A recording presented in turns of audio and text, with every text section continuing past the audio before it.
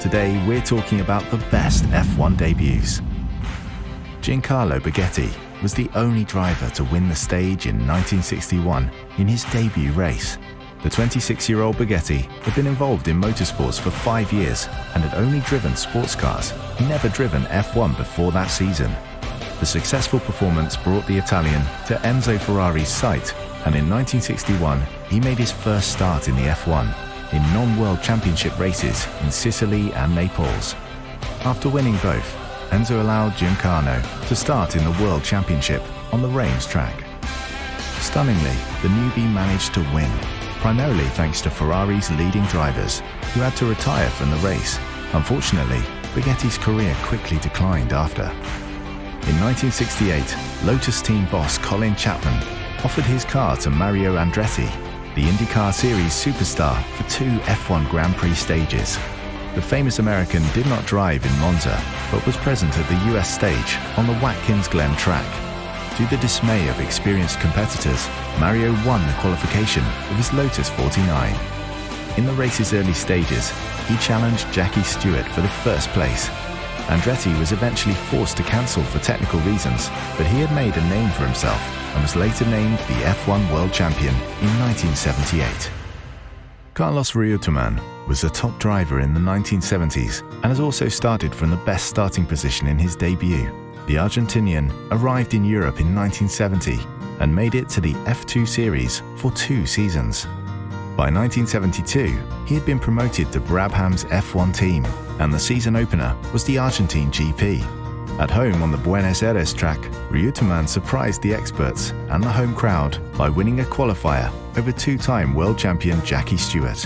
He had to settle for 7th place in the race due to tyre wear, but a few years later he already won the stages and gathered a dozen of them during his career. Among the future world champions, today's superstar Lewis Hamilton also took the podium in his first stage of F1.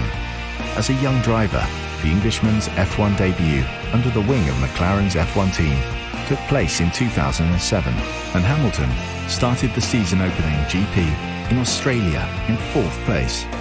In the finish, even the Englishman, who had briefly led the race, had to come off, only to Kimi Raikkonen and his teammate, the 2-time world champion Fernando Alonso. But already in the 6th season stage, Hamilton won the qualification and, for the first time, the GP.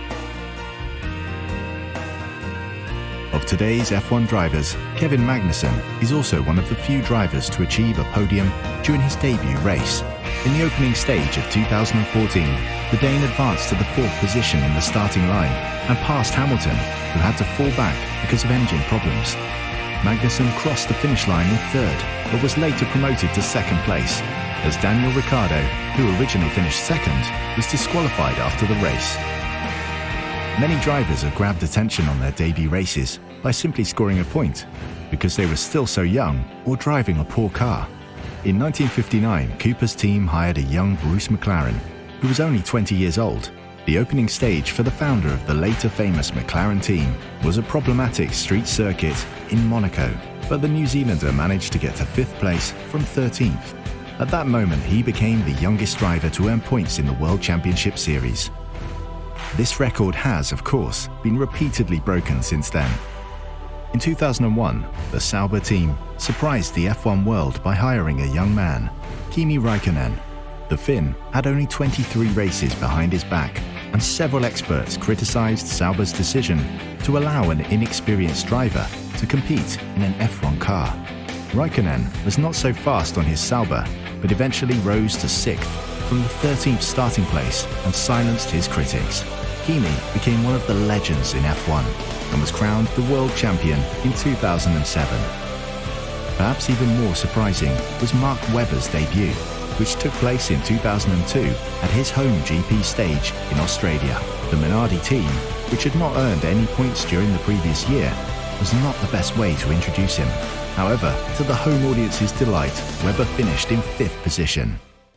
But what do you think? What was the best F1 debut for you? Share your opinion in the comment section.